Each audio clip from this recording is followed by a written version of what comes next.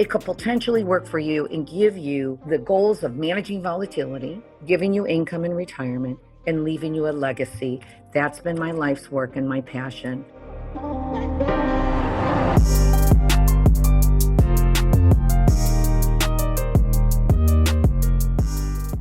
The reason I was thinking about leaving the industry was in 2003 when I was 41 and my seniors were 60 and I saw the stock market drop 30%.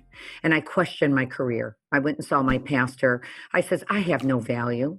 And he goes, I write about this in my book. He goes, what do you mean you have no value? I said, listen, I'll have a stock and a bond and a stock, and my clients just lost 30%, and my seniors are going to have financial problems in the future, potentially running out of money. He goes, are you honest? I said, yes. He goes, you ethical? I said, yes. He goes, go back to work. You've been in the business 16 years. Don't give it up now.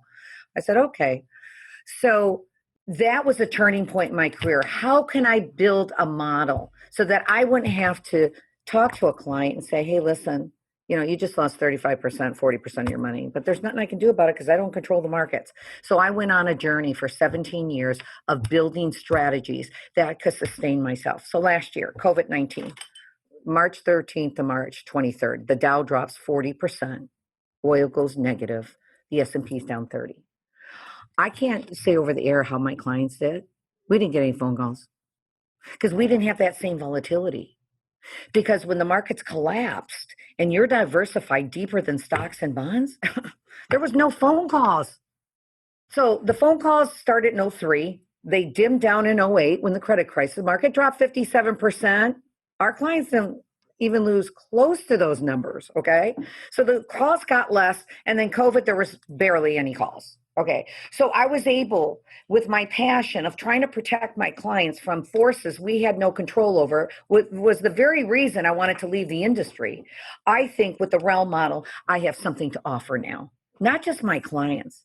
If it's good enough for Yale and these big endowments to add these asset classes, it's certainly good enough for my clients, because if it's worked for them, it could potentially work for you and give you the goals of managing volatility, giving you income in retirement, and leaving you a legacy. That's been my life's work and my passion. And that's what my first book's about.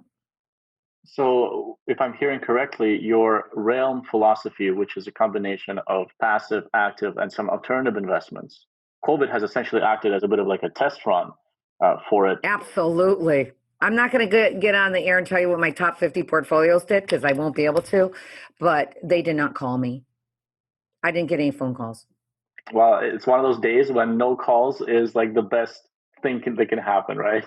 Believe it or not, the market dropped so fast, people didn't even notice it, okay? It dropped, at the end of the quarter they did when their statements came in, right? Because at the end of the quarter, people were like, but no, it was funny because I'm like, God, we're not getting, we get calls, but not like I got calls in 2002 and 2008. Yeah, the calls have come way down because we have educated. We've taken the time to educate, and this is critical.